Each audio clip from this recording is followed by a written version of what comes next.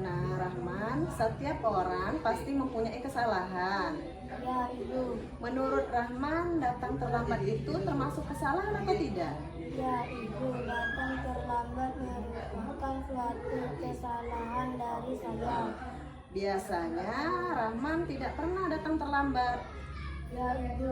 Rahman ini kan anak yang rajin dan biasanya selalu datang tepat waktu ke sekolah. Ya, Ibu. Ibu yakin pasti Rahman mempunyai alasan tersendiri mengapa hari ini bisa datang terlambat. Sebenarnya, Bu, saya semalam terlalu lama menonton TV karena filmnya seru dan saya jadi begadang menyelesaikan sampai habis film tersebut, Bu. Memang benar, kalau menonton TV itu kelihatannya seru pastinya, lalu lupa waktu. Dan pastinya menonton TV sampai habis karena ingin tahu kelanjutan cerita dari film tersebut. Jangan sampai Rahman itu kan sebagai murid ya, jangan sampai ibaratnya itu datang terlambat lalu sampai begadang menonton TV tersebut. Ya, Ibu. Apakah Rahman masih ingat tentang keyakinan kelas yang kita buat secara bersama-sama pada awal semester? Masih ingat, Bu. Kalau masih ingat, ayo sebutkan apa saja. Datang tepat waktu, piket kelas, kemudian mengikuti upacara bendera. Nah, itu masih ingat. Apakah keyakinan kelas tersebut perlu kita laksanakan? Ya, Ibu. Apa yang Rahman lakukan agar dapat melaksanakan keyakinan kelas tersebut? Saya tidak akan menonton TV sampai larut malam, Bu, agar saya bisa bangun pagi dan bisa datang tepat waktu ke sekolah. Nah, Rahman janji ya, besok-besok jangan terlambat lagi datang ke sekolah. Ya, Ibu, terima kasih. Oke, sama-sama Rahman. Silakan kembali ke kelasnya Rahman ya.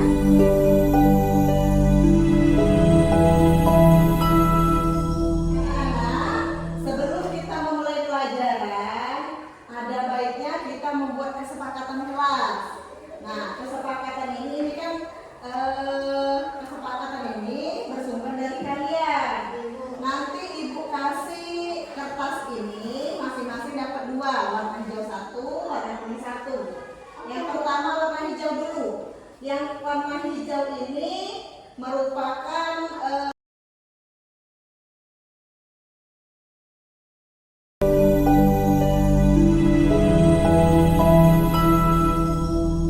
Assalamualaikum warahmatullahi wabarakatuh. Waalaikumsalam warahmatullahi wabarakatuh. Alhamdulillahirrahmanirrahim. Wassalamualaikum warahmatullahi wabarakatuh. Alhamdulillahirrahmanirrahim. Baik Bapak Ibu sekalian, kami akan membacakan rangkaian acara presentasi calon guru penggerak angkatan ke-11 untuk melaksanakan aksi nyata pada modul 1.4 yang akan disampaikan nanti oleh Ibu Ida Widya SPD. Pada nantinya akan menyampaikan presentasi dengan judul budaya positif. Baik Bapak Ibu sekalian, acara yang pertama yaitu pembukaan.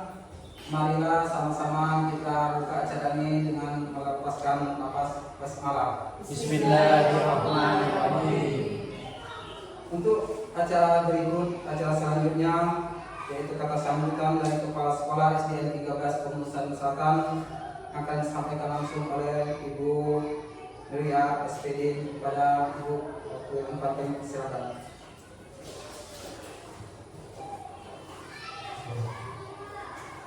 Bismillahirrahmanirrahim. Assalamualaikum warahmatullahi wabarakatuh. Waalaikumsalam warahmatullahi wabarakatuh. Bapak Ibu Dewan Guru yang saya hormati, Ibu Guru Penggerak SD Negeri 13 Selatan yang kami banggakan,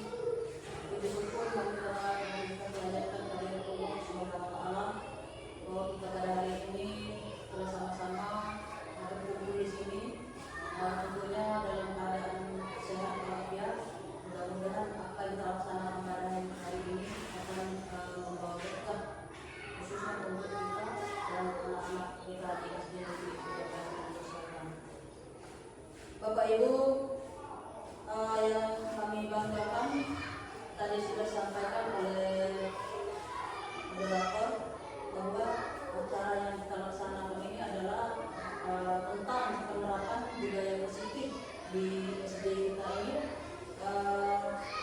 yang mana selama ini kegiatan itu sudah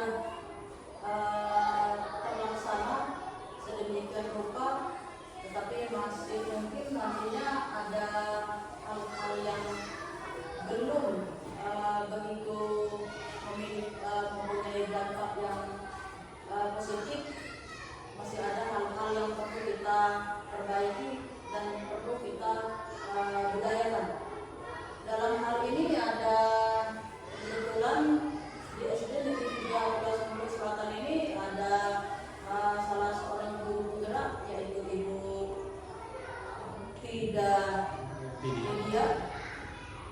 yang mungkin dengan kehadiran ibu ini sekolah kita akan lebih menuju sesuatu yang betul-betul kita harapkan. Terutama yang kita bahas hari ini adalah penerapan budaya positif. Bapak Ibu yang saya hormati, budaya positif ini sering kita hadapi sebenarnya. Kita sudah berusaha sebagaimana cara kita untuk menghadapinya, untuk menerapkannya agar lebih baik lagi. Banyak hal-hal yang kita temui di sekolah kita ini, misalnya masalah kehadiran anak itu dia sering bolos, kita tidak tahu apa penyebabnya, kemudian anak itu nakal dan lain sebagainya, atau barangkali sering di kelas itu anak-anaknya suka ngantuk dan lain sebagainya. Banyak hal-hal yang perlu kita laksanakan secara bersama-sama. Dengan demikian adanya guru penggerak ini mudah-mudahan bisa membantu, bisa lebih mendapat perhatian lagi dari kita masing-masing guru yang mungkin selama ini ada yang belum terpenuhi, belum begitu berhasil barangkali tentang penerapan budaya positif ini. Maka dengan adanya guru penggerak di sekolah kita ini, kita betul-betul sangat mengharapkan bahwa sekolah kita akan lebih maju dan mampu untuk menerapkan budaya-budaya yang sangat kita harapkan di sekolah ini, sehingga sekolah kita ini akan betul-betul memiliki siswa-siswa yang memang menjadi siswa yang mungkin diharapkan oleh guru-guru dan kedua orang tuanya tentunya.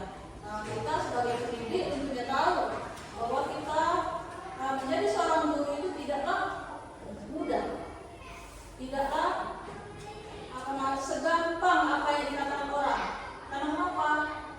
Menjadi seorang guru itu bukan yang sekedar ingin menambah penghasilan dan sebagainya, tapi itu bukan suatu panggilan jiwa, Bapak Ibu. Panggilan jiwa seorang guru itu kalau tidak ada panggilan jiwa, maka apa yang kita berikan pada anak biasanya asal-asalan. Kalau dari panggilan jiwa, hati nurani kita memang kita ingin mendidik anak, insya Allah mudah-mudahan pendidikan yang kita laksanakan itu akan berkah.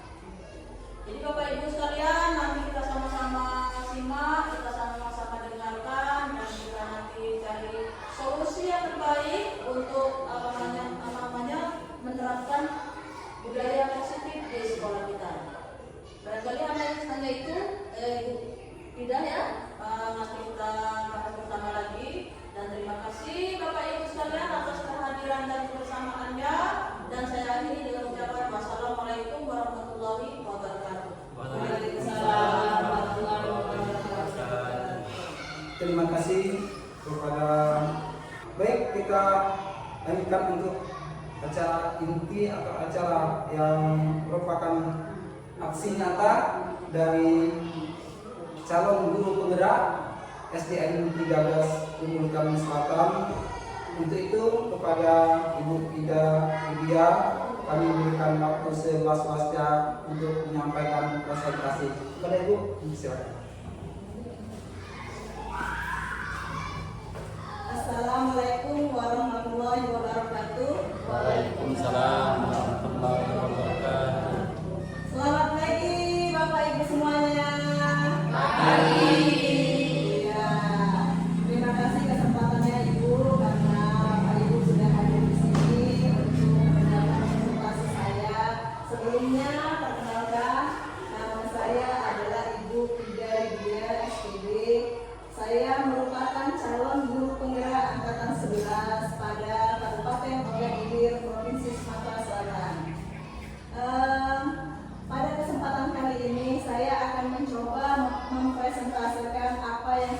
saya dapat sebelumnya pada modul 1. Ini sebelum kita memulai apa yang ingin saya presentasikan, ada baiknya kita melakukan ice breaking ya Bapak Ibu ya, supaya kita lebih rileks dalam mendengarkan presentasi ini. Ayo silakan Bapak Ibu.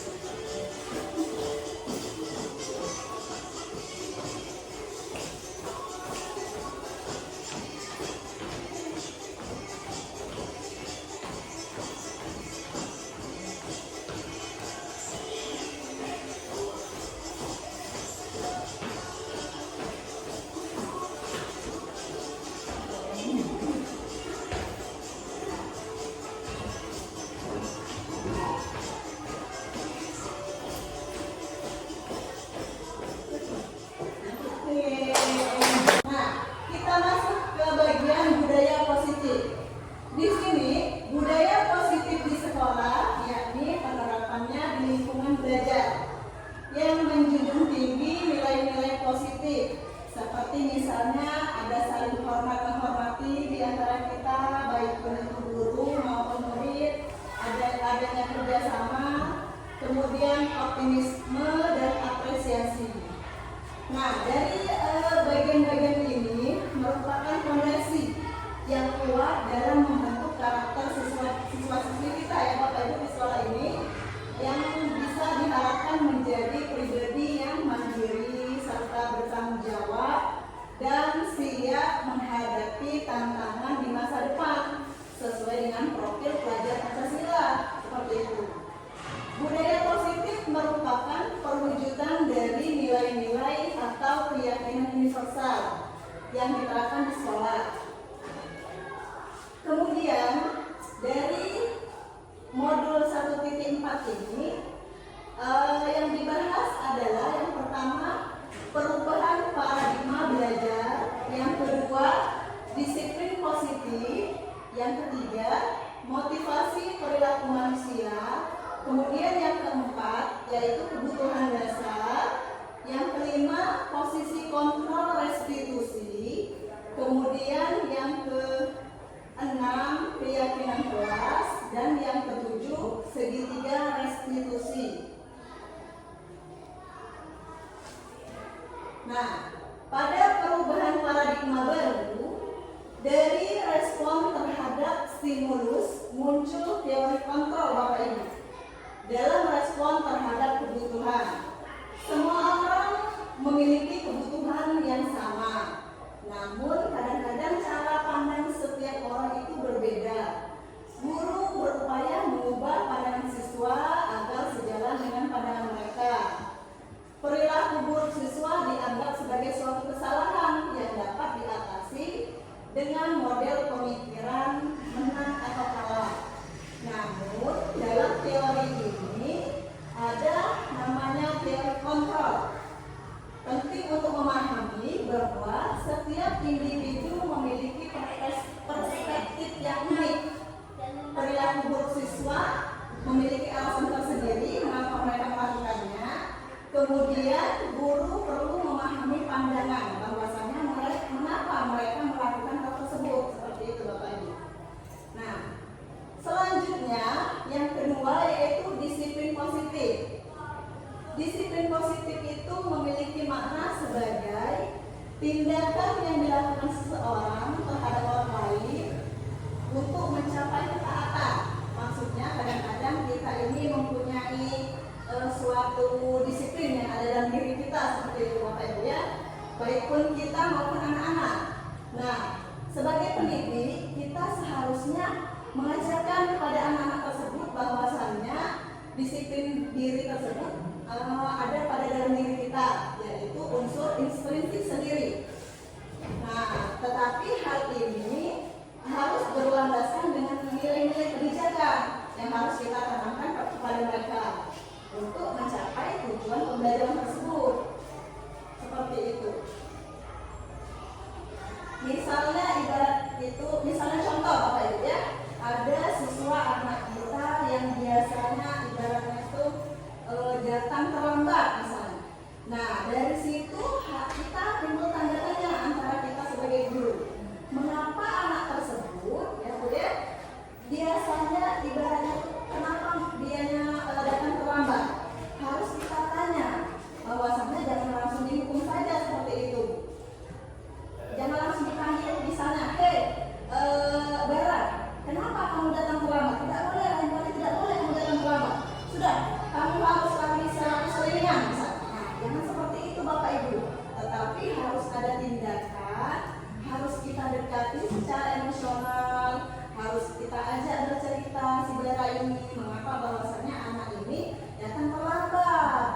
Pasti di balik tindakannya itu ada alasan mengapa melakukan seperti itu, atau di rumah ada apa seperti itu. Nah, harus kita kulik-kulik Bapak Ibu, jangan langsung dihukum. Karena apa? Karena sebagai proses pembelajaran diri kita maupun anak-anak tersebut. Seperti itu. Karena sesuai dengan filosofi pembelajaran yang diutarakan Ki Hajar Dewantara, sebagai guru kita ini harus membimbing mereka, bahwasannya mengajak mereka, menyayangi mereka,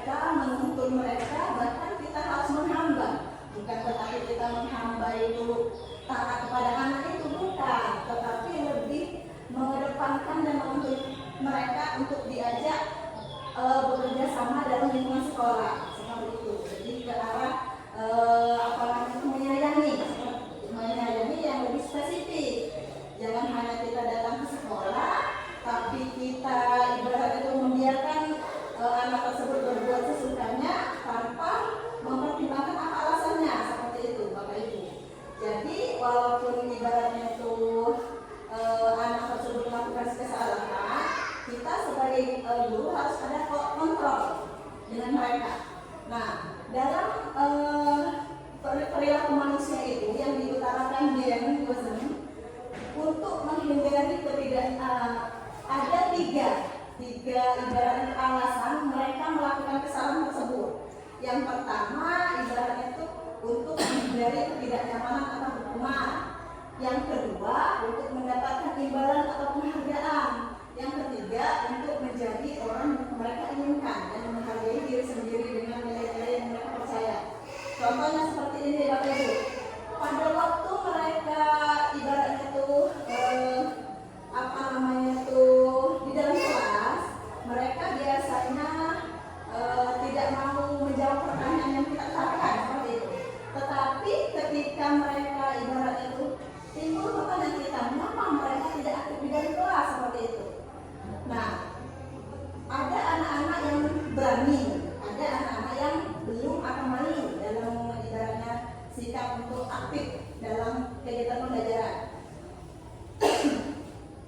Nah, apabila kita ibaratnya itu menyuruh anak tersebut untuk melakukan sesuatu, ada kalanya kita memberikan imbalan kepada mereka. Ayo, siapa yang bisa menjawab pertanyaan ibu? Keadaan hening kan Bapak Ibu ya? Nah, bagaimana caranya mereka bisa aktif tersebut? Kita harus mengasih imbalan. Nah, seperti itu. Ayo, kalau ada yang mau, ini ada komen seperti itu. Pasti dia di kelas ada, saya bu. Nah, begitu juga dengan barisan Bapak Ibu. Barisan pada waktu upacara seperti itu ibaratnya. Anak-anak cenderung tidak disiplin dalam sikap baris berbaris. Nah, untuk itu kadang-kadang kita sebagai guru kan merasa ibaratnya itu tertekan menghadapi anak-anak yang tidak disiplin tersebut. Jadi kadang-kadang kita ngomong dengan siswa yang berbaris, ayo siapa yang mau berbaris akan untuk rapi, paling rapi akan mendapatkan nilai sempurna di pelajaran olahraga misalnya, itu salah satunya. Yang kedua, kita mungkin mengutarakan bahwa anak-anak ayo silakan baris dengan rapi, kalau tidak kalian akan keliling lapangan atau push up. Nah, itu sebagai tindakan hukuman. Atau ada juga yang seperti dimotivasi, itu salah satunya.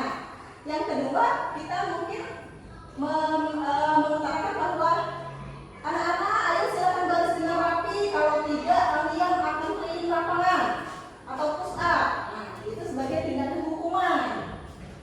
Atau ada juga yang seperti dimotivasi, ibaratnya itu memang anak tersebut ada keinginan diri sendiri bahwasannya mereka ingin baris itu memang harus dilakukannya ingin baris dengan benar.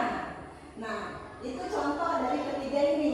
Ada motivasi tertentu yang melatar belakangi mereka bahwasannya mengapa mereka bisa berbaris berapi dengan bagus pada waktu upacara seperti itu. Jadi dibalik itu harus kita telusuri. Oh, anak ini kalau diberi imbalan semuanya baris rapi, lurus, bagus dengan sikap sempurna. Ada juga kita berpikir bahwa berarti kalau misalnya anak-anak dikasih hukuman berarti tidak mau semua dihukum. Jadi baris dengan rapi seperti itu. Nah, itulah motivasi eksternal dengan motivasi internal. Di mana motivasi eksternal ini yaitu motivasi yang melibatkan hukuman serta penghargaan atau imbalan tertentu buat mereka. Sedangkan motivasi internal ini merupakan keinginan diri mereka sendiri seperti itu Bapak Ibu. Lanjut pada slide berikutnya. Motivasi merupakan dorongan yang timbul pada diri seseorang Bapak Ibu, baik pun itu guru, baik pun anak-anak. Segala sesuatunya mempunyai motivasi dan secara sadar atau tidak sadar mereka melakukannya seperti itu. Nah, sudah saya jelaskan tadi bahwasannya motivasi eksternal itu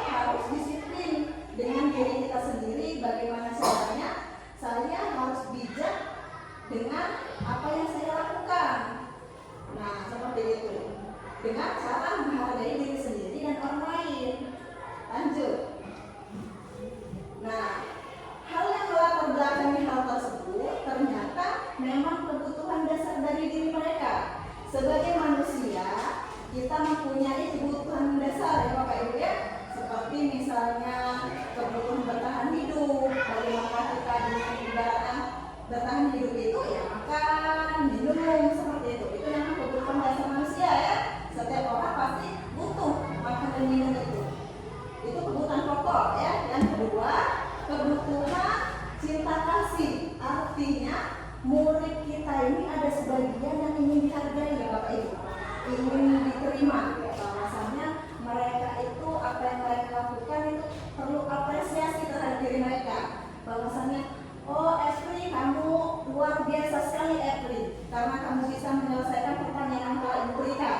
Mereka tahu berarti di antara teman-temannya Epri yang mampu menjawab pertanyaan itu. Oleh karena itu sebagai guru kita wajib mengapresiasikan apa yang ibaratnya itu mereka lakukan, baik begitu di bidang akademik maupun kegiatan yang di luar seperti itu. Misalnya Epri pernah ibaratnya masuk kejuaraan apa? Kejuaraan misalnya lomba apa namanya itu lomba cerdas cermat misalnya. Perlu kita apresiasi Bapak Ibu bahwasanya anak tersebut mampu ibaratnya itu kita eksplor, mampu mengeksplor dirinya bahwasanya ini saya bisa karena dukungan kalian seperti itu. Itu suatu bentuk kasih sayang kita terhadap anak didik kita seperti itu. Dan yang ketiga, kebutuhan penguasaan, kebutuhan pengakuan yang atau kemampuan yang dimiliki. Nah, setelah mereka ibaratnya itu mampu untuk mengeksplor dirinya, kita sebagai guru jangan hanya ibaratnya itu cuma sekedar di mulut saja atau bagaimana. Mereka harus kita umumkan bahwasanya pada kegiatan apa acara di lapangan seperti itu, bahwasanya siswa ini loh yang menjaga nama baik sekolah dan mengharumkan nama sekolah, ikut dalam kejuaraan ini seperti itu cerdas cermat. Nah, bahwasanya anak didik kita ini mampu untuk bersaing dengan yang lain seperti itu. Harus ada apresiasi, apa baik itu dikasih penghargaan atau bagaimana atau dikasih hadiah seperti itu Bapak Ibu. Memang kebutuhan dasar kita sebagai manusia ya, udah bahwasannya ibaratnya itu kalau kita dihargai orang lain, ya merasa sangat senang seperti itu. Ada perasaan bangga terhadap diri sendiri Bapak Ibu. Dan yang kelima, kebutuhan akan kebebasan. Nah, kebutuhan kebebasan yaitu kebutuhan akan pilihan hidup kita. Ibaratnya itu kita bebas dalam melakukan sesuatu seperti itu. Kemudian yang terakhir, kebutuhan akan kesenangan, yaitu kebutuhan merasa senang dan bahagia terhadap apa yang mereka lakukan. Nah, contohnya misalnya ibaratnya itu anak ini di sekolah misalnya di kelas 5, si Rahman ini sangat senang ibarat mengganggu temannya. Nah, kita timbul pertanyaan, kenapa si Rahman ini ibaratnya selalu ribut di kelas, suka menyenggol-nyenggol kawannya atau pada waktu pembelajaran suka memanggil kawannya untuk bercerita atau sebagainya seperti itu. Tapi di pikiran kita para guru, anak ini ribut, tapi pada dasarnya si Rahman ini bukan ingin mengajak ribut, tapi ingin perbuatannya itu sebagai bentuk kesenangan tersendiri bagi dirinya. Karena dengan cara bermain timbul perasaan gembira pada dirinya. Sama seperti kita Bapak Ibu, ibaratnya kita ingin mengikuti lomba di kecamatan. Nah, kita tuh senang, merasa senang, rileks dan bahagia mengikuti hal tersebut. Begitupun juga anak-anak, ibaratnya di dalam proses pembelajaran tidak ada anak yang dia mantap seperti ini, tapi pastinya beraneka ragam. Ada anak yang ingin diakui keberadaannya, ada anak ini ribut karena memang mencari sensasi di kelasnya, dan ada juga anak ini ibaratnya ingin bebas memilih, ibaratnya itu si Rahman pengen berdiskusi dengan si Haila seperti itu. Nah, bebas mereka ingin melakukan apa yang dirasakan, tapi sebagai pendidik kita harus menanggapinya dengan sikap positif. Jangan sampai kita harus langsung marah dengan anak. Demikianlah presentase yang sudah saya lakukan barusan. Mungkin kita bisa mengambil manfaat apa yang sudah saya sampaikan ya. Nah, kalaupun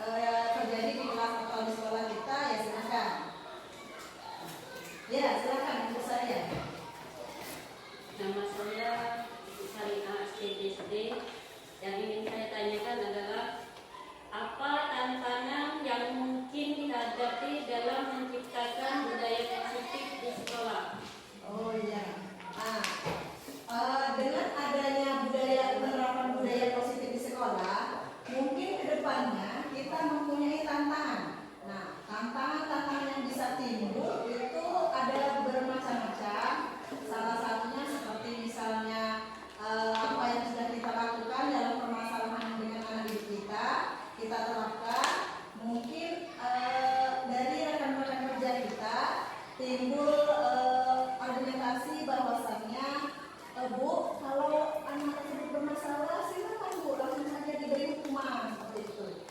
Nah, tetapi karena kita sudah mempelajari filosofi pembelajaran Ki Hajar Dewantara, bahwasannya kita harus mendidik anak-anak itu supaya lebih bersifat menyenangkan, pembelajaran yang menyenangkan, maka kita upayakan bahwasannya apa yang menjadi permasalahan di sekolah, kita upayakan bersama, menemukan solusi bersama, bagaimana solusi yang bagus yang kita bisa terapkan di lingkungan sekolah kita. Nah, dari sana tantangan seperti ibaratnya itu bertentangan dengan rekan kerja yang senior, seperti harus tidak harus seperti itu, bahwasannya harus dihukum saja, ya kita bilang bahwasannya kita harus bersikap lebih bijaksana, Bu, seperti itu. Nah, yang kedua mungkin saja tantangannya yaitu anak tersebut tidak mengerti dengan penerapan disiplin positif kita. Oleh karena itu ketika anak yang bermasalah, anak tersebut bingung, kenapa yang dipanggil? Biasanya saya tidak pernah dipanggil seperti itu. Tapi pada saat sekarang saya dipanggil, Bu, dan kenapa ya? Itu permasalahan dari anak tersebut, bahwasannya bingung dengan sikap kita, tetapi dengan adanya sikap menstabilkan identitas dari anak tersebut, maka anak tersebut mengerti dan memahami proses pendekatan yang kita lakukan, kemudian solusi apa yang kita bisa terapkan dengan anak tersebut, seperti itu. Jadi tantangan seperti tidak memahami dengan perilaku tersebut bisa kita selesaikan seperti itu. Dan juga mungkin ada tantangan bahwasannya apa yang kita upayakan ke depannya ibaratnya itu dilakukan anak tersebut berulang-ulang. Nah, dari sana walaupun kita menemukan tantangan tersebut, kita harus bertindak lebih bijaksana, lebih ibaratnya itu terus mengupayakan penerapan disiplin positif tersebut. Karena apa? Karena permasalahan yang sudah terjadi tersebut kita upayakan terus-menerus, maka akan menjadi buah pikiran mereka bahwasannya itu pendekatan yang kita lakukan lama-kelamaan bisa mereka terima, dan seterusnya mereka akan mengerti bahwasannya segitiga restitusi ini memang sangat bijaksana, supaya mereka tidak berulang-ulang melakukan kegiatan tersebut, seperti mereka tidak terus-menerus datang terlambat, mereka melakukan pola-pola yang seperti itu. Nah, dari sana kita harus ibaratnya itu lebih sabar, bahwasannya apa yang kita upayakan nanti akan membuahkan hasil, seperti itu. Karena apa? Pada waktu ibaratnya proses, setiap proses itu mempunyai tantangan. Tinggal kita bagaimana berpikir positif, menyikapi hal tersebut supaya lebih baik lagi, seperti itu. Nah, bagaimana ibu saya dengan jawaban yang sudah saya kemukakan? Apakah bisa ibu terima? Iya. Terima kasih Bu ya. Iya. Nah, ada lagi pertanyaan dari rekan-rekan? Silakan, ya silakan Bu. Baiklah, terima kasih kepada Ibu Frida Lydia selaku CGP Angkatan 11 sudah memberi kesempatan kepada saya untuk mengajukan pertanyaan. Baiklah, nama saya Ibu Rosomapiana SPD. Saya wali kelas 1, Bu. Di sini ingin saya tanya, jika pertengkaran di luar kelas dan kondisinya ketika guru datang ke sana sudah menjadi bahan tontonan, sedangkan kedua murid yang bertengkar tidak mau diajak ke ruangan tertutup untuk proses restitusi. Nah, yang ingin saya tanyakan, bolehkah secara terbuka melakukan restitusi di hadapan teman-teman lainnya, dan bagaimana ketertibannya ketika dibandingkan dengan situasi murid mau diajak menyelesaikan masalah di ruangan tertutup? Iya. Terima kasih Ibu Ros. Pertanyaan sangat bagus ya. Saya akan mencoba menjawab tentang studi kasus tersebut. Karena kita ini di jenjang SD, Bu ya, kita ini tidak mempunyai guru bimbingan konseling. Jadi yang bertindak sebagai guru bimbingan konseling adalah kepala sekolah maupun guru wali kelas. Nah, seperti itu. Karena hal tersebut merupakan hal yang melibatkan siswa dan sifatnya dilakukan di kelas, maka sebagai guru kelas kita harus bisa bijak mengeksekusi kejadian tersebut. Nah, kalaupun misalnya kejadian tersebut tidak memungkinkan si pelaku tadi diajak untuk ke kantor seperti itu pada posisi ruang tertutup, maka kita secara bijaksana memposisikan anak tersebut di kelas. Nah, yang pertama kita lakukan adalah menstabilkan emosi anak-anak yang terlibat seperti itu. Ibaratnya peserta penonton kita arahkan untuk tertib, duduk di tempatnya masing-masing seperti itu. Kemudian yang kedua, kita menstabilkan identitas anak yang sebagai pelaku tadi. Nah, kita panggil ke sini. Misalnya contoh si Rahman dan si Epri tadi ya. Nah, bahwasannya si Rahman ini dengan Epri bertengkar di kelas seperti itu. Jadi kita panggil anak-anak yang lainnya, diam ya. Ibu akan mencoba ibaratnya itu menengahi permasalahan apa yang terjadi pada Rahman dan si Epri ini sehingga mereka bertengkar. Coba sini si Epri. Coba dengan ibu ke depan. Nah, si Epri juga ada sini di depan. Nah, setelah itu kita menenangkan kondisi mereka. Coba tarik nafas dulu, Epri dengan Rahman. Kira-kira. Nah, apakah sudah tenang kalian itu? Kalau sudah tenang, ayo coba kejadian sebenarnya seperti apa? Seperti itu, Epri, Rahman.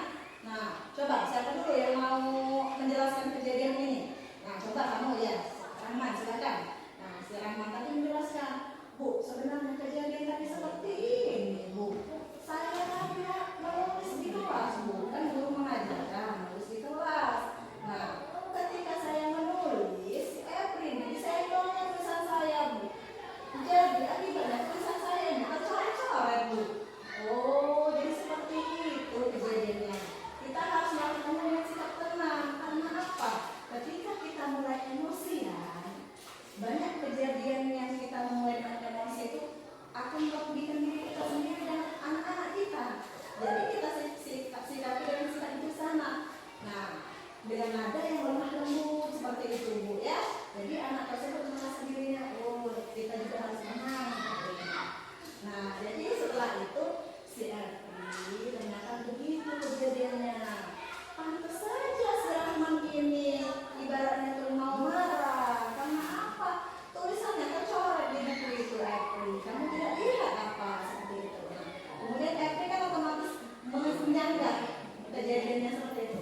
Nah, coba Epri yang menjelaskan. Gimana? Coba dari segi kamu. Nah, iya Bu, saya tahu si Rahman tadi ibaratnya itu menulis. Tapi saya tidak ada kerjaan, Bu. Jadi saya selo si Rahman supaya si Rahman mau bermain. Nah, si Epri, kita tuh memang ada waktu-waktunya Epri untuk bermain.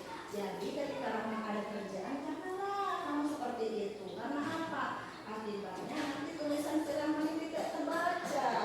Otomatis dia nanti mengerjakan PR di rumah tidak mengerti dengan tulisannya sendiri. Jadi kamu menjawab apa jika ada PR lagi, kamu tidak mengerti seperti itu apa. Kamu tidak ibaratnya itu mengerti posisi si Rahman. Coba kamu posisikan si Rahman jika si Rahman menyenggol kamu. Iya Bu ya, nah, pasti mereka akan menyadari bahwasannya apa yang mereka lakukan itu salah. Nah, dari sana memang kenapa kamu menyenggol si Rahman? Ya, iya Bu, saya itu tadi itu tidak ada kerjaan. Nah, dari sikap si Epri itu ada kebutuhan dasar yang melatar belakangi mengapa kejadian tersebut terjadi. Bahwasannya si Epri itu ingin bermain, yaitu kondisi manusia kebutuhan ingin kesenangan. Bahwasannya itu kalau seperti itu ingin bersikap merindukan suasana seperti itu. Jadi kebutuhan dasarnya itu ingin bersifat kesenangan atau kegembiraan.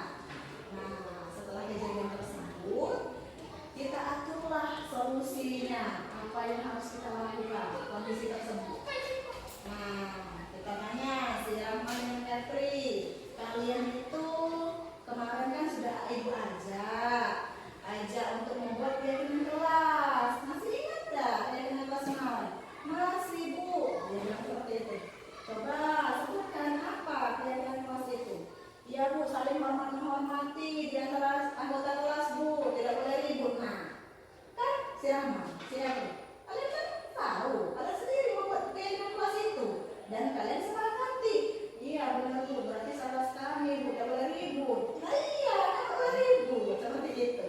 Jadi di antara kondisi itu mereka menyadari bahwasanya di kelas itu oh tidak boleh ribut karena apa? Kita sendiri yang ngomong tidak boleh ribut Bu. Mereka berpikiran begitu seperti itu. Nah, setelah mereka menyadari, berarti kita ini kasih solusi. Nah, setelah kalian menyadari, Rahman, jadi Rahman tidak boleh bertengkar di kelas, tidak boleh mengganggu temannya, tidak boleh. Karena apa? Sudah kita sepakati. Jadi bagaimana kita memperbaiki permasalahan yang berdua ini? Iya Bu, kata saya main dengan Rahman memang belajar. Nah, tapi saya ajak main. Jadi begitu. Nah, jadi bagaimana seharusnya? Ya saya minta maaf Rahman, saya tidak akan mengganggu Rahman lagi kalau lagi menulis. Tapi kalau di lapangan kita boleh ya main bola. Ya boleh seperti itu. Nah, jadi dalam kondisi seperti itu kita menemukan solusi dan kesepakatan kita bersama. Kemudian kita bisa memperbaiki pola tersebut seperti itu. Jadi di antara mereka itu kita hanya menganjurkan, kita hanya menengahi, tapi yang menemukan solusi mereka sendiri, yang menyadari kesalahan mereka sendiri, yang membuat keyakinan kelas mereka sendiri, yang menemukan solusi dalam pertanggungjawaban permasalahan itu dia mereka sendiri. Jadi itulah manfaat dari segitiga restitusi itu. Kalaupun misalnya kita melakukan hukuman, belum tentu anak tersebut menyadari apa yang telah mereka lakukan itu salah bahwasanya. Tetapi pada segitiga restitusi ini mereka menyadari bahwasanya apa yang mereka lakukan itu ternyata salah dan seharusnya sikap yang seperti apa mereka sudah menyadari tahu. Jadi lain kali tidak akan terulang lagi. Seperti itu Ibu Ros. Sebenarnya yang kejadian apa segitiga restitusi itu kita terapkan kurang lebih seperti itu. Bagaimana Ibu Ros dengan jawaban yang sudah saya paparkan? Iya, terima kasih pertanyaannya ya. Masya Allah, luar biasa sekali.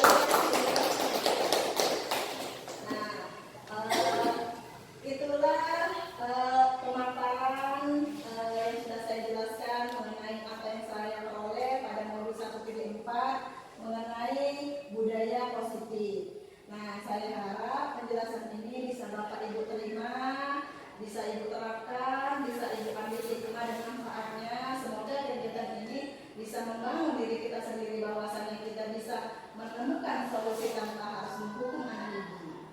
Ya, terima kasih itu saja. Terima kasih atas kerjasamanya. Saya ucapkan wabillahi taufiq wal hidayah. Wassalamualaikum warahmatullahi wabarakatuh. Saya kembalikan kepada Bapak Moderator.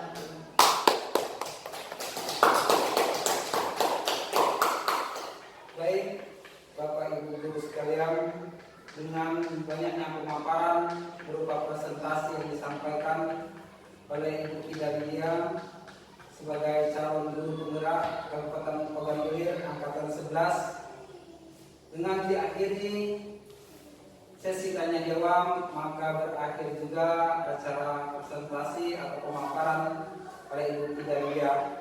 Semoga dengan adanya presentasi atau pemaparan ini akan menambah wawasan, pengetahuan bagi kita semua. Untuk itu pada akhirnya kita sama-sama mengucapkan lafaz Alhamdulillah. Alhamdulillahirabbil alamin. Saya sebagai moderator menyampaikan mohon maaf bila ada salah-salah kata dan Allah saya mohon ampun. Saya akhiri dengan ucapan wabillahi taufiq wal hidayah. Assalamualaikum warahmatullahi wabarakatuh. Waalaikumsalam warahmatullahi wabarakatuh. Assalamualaikum warahmatullahi wabarakatuh. Saya Nuria SPDI, Kepala SD Negeri 13 Pemuluk Selatan,